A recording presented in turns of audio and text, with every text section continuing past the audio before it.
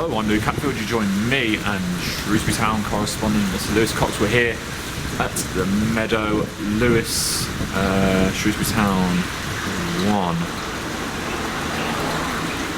Rochdale 2. That wasn't great. No, I don't, you didn't seem sure about that, to be honest. Not a good week. Not a good week, to say the least. Obviously, very disappointing defeat here on Tuesday night, albeit Town played better and deserved something. Today they've lost again to Rochdale, as you say. Back-to-back defeats, Bristol Rovers and Rochdale. Been hopeful of a much better week after winning this time last week, but no points from obviously 6 available. I personally didn't think Town were brilliant today. Were they worthy of a point? They had more of the ball and probably, I'd say, more chances than Rochdale, but more territory and got in better positions. Rochdale kind of set up to allow that, though, didn't they? Yeah, and 4-5-1 away from home, yet Rochdale are 2-0 up after half an hour. Town were awful defensively for those goals, absolutely awful, and I think on the face of it, Town have been pretty bad defensively for the season in terms of goals they conceded. Been too easy. They were solid last season when they were in a more defensive system. Obviously 4-3-3 this season, but individual errors, costing them at the back time and time again. It's an attacking 4-3-3 with 3 forwards in it. It's not. It felt like on Tuesday night there were shoots of positivity in terms of how they combined, but it didn't work today. Tuesday and today, the front 3 are not getting. I suppose on Tuesday they did to an extent, but today they're not getting in the positions to finish off crosses across the box. A lot of them from Charlie Daniels, who we get on to, who is the only positive today, really. A very good debut. But they're just, there's no. It feels like there's no killer touch. That Leon Clark obviously found late on last week at Wimbledon was sadly lacking on Tuesday, and more so again today.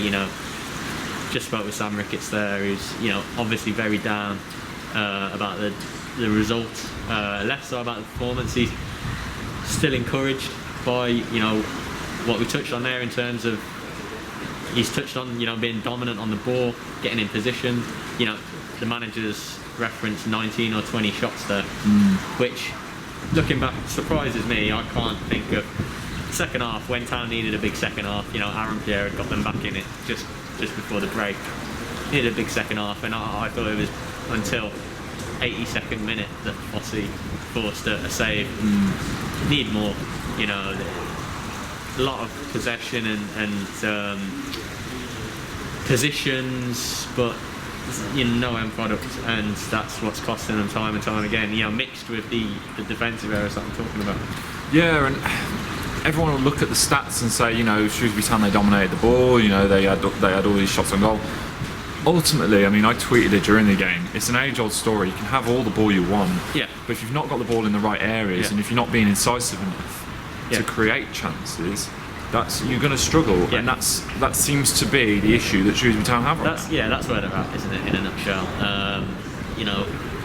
going back to give it a bit of context. Obviously, over the summer and lockdown, they changed formation, totally different. Changed how they want to approach games. They now want to be not a possession side for the possession, playing it from the back, sort of tippy-tappy. They will go long, but to control games, to have more possession. Obviously in a bid to create more, and Ricketts is quoting the shot numbers, which they're obviously right. Like stats are stats, but in terms of those clear-cut chances, we saw it on Tuesday night. It's ironic, isn't it? Because we saw it on Tuesday night when they lost. They had more than enough chances to win it. Today it was lacking. They're not going to create a dozen clear chances every game, but there should be enough, and they didn't create enough today. Outside of Daniel's delivery from set pieces and open play, the incision, like you touched on, it's just lacking, and that's where they are, and that's where they've got to work on, and they've got to work on it quickly, because we'll probably get onto it, but obviously the fans and you got guys that watch this are going to be deeply unhappy at the moment. Obviously, sadly not here at stadiums at the moment, which is obviously a massive shame, but if they were, they clearly wouldn't be happy, would they? You've only got to look at the reaction. Deeply unhappy with the results, and you felt like this was a week where they had 2 home games and a real chance to build on the win last week, and it just has gone the total opposite way in terms of 2 defeats. 2 really hard games on the road coming up in this relentless period. Tuesday, Saturday, Fleetwood and Peterborough I think have gone top today. It's looking bleak, and it's looking really hard to grasp the positives. But in terms of the manager is still, he's defiant. He's taking what he's seen, and then it'll turn. He's feeling unlucky, as you can read on Shropshire.co.uk. He feels cursed. He says, I don't know what's happened. Someone's put a curse on us because we're having all these shots, all these crosses for our goal, but we can't score. And he clearly feels like going forward in midfield they're doing the right things, but they're not getting the rewards that their possession and shots should show for it. It's hard. He's got 3 forwards playing who are goal scorers. It's not really.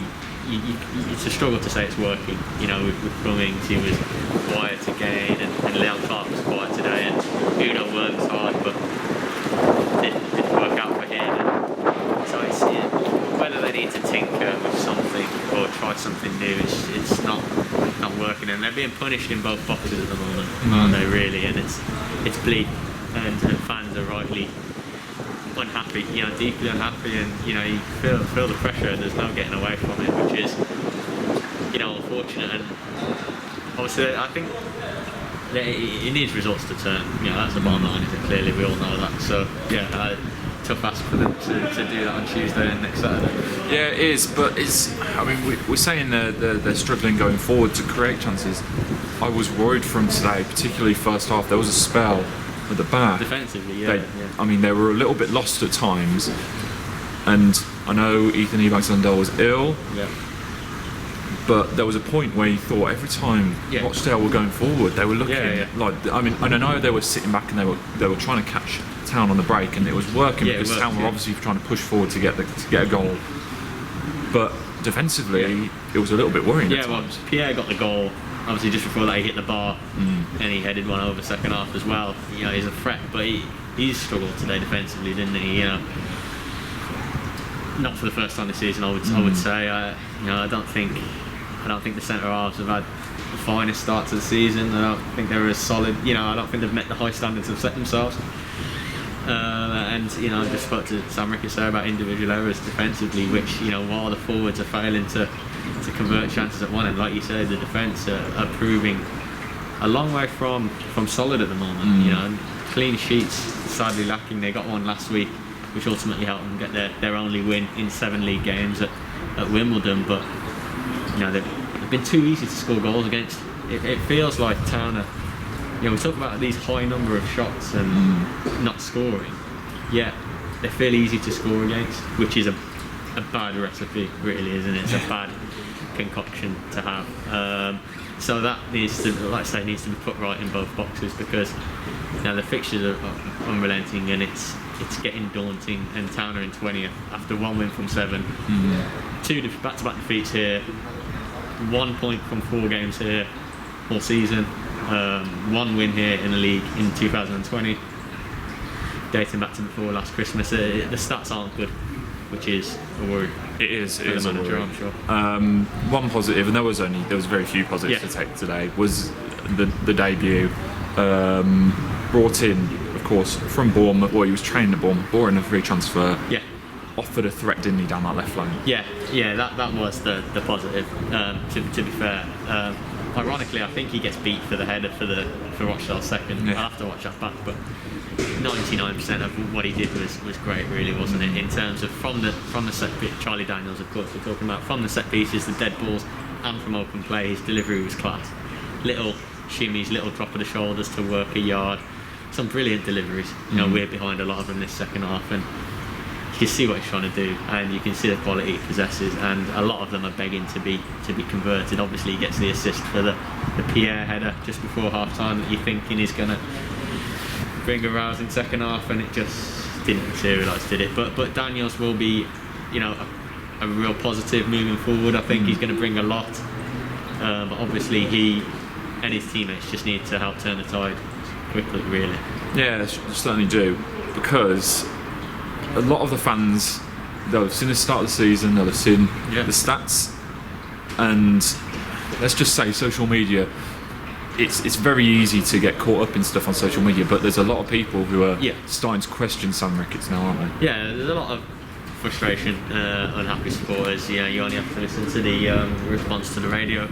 You sit with us on a match day, look at your response on social media, like you said, sometimes you take it with a pinch of salt, but there's a lot of unhappy supporters. I mean, you think about how the Meadow would be today if fans were here, they'd be deeply unhappy, I'm sure, after back-to-back home defeats, really unhappy.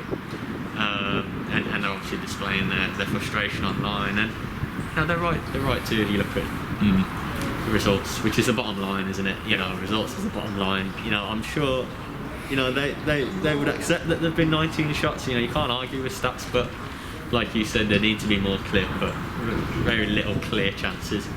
And games and results and points are just getting away from them. And you know, 1 win in 7. We've mentioned the record here. They've got every right to be frustrated, I would say. And they clearly, a lot of them can't see it turning. You know, they pay and watch these, obviously, don't they? £10 a game or whatever it is on iFollow. You know, you have to remind yourself how lucky we are to be here, but obviously, and they're watching it, and despite encouraging signs that the manager sees, the fans are struggling to see it, and that's what makes you worried and concerned. But then you look at the table and you get even more worried and just hope that it's going to turn somewhere. Obviously that's what the manager is clinging to regards performance. Big fixtures coming up. Fans, yeah, every right to be unhappy. Certainly are, right. Worrying times at the Meadow for now. For all the post-match action, you went to go Shropshire Star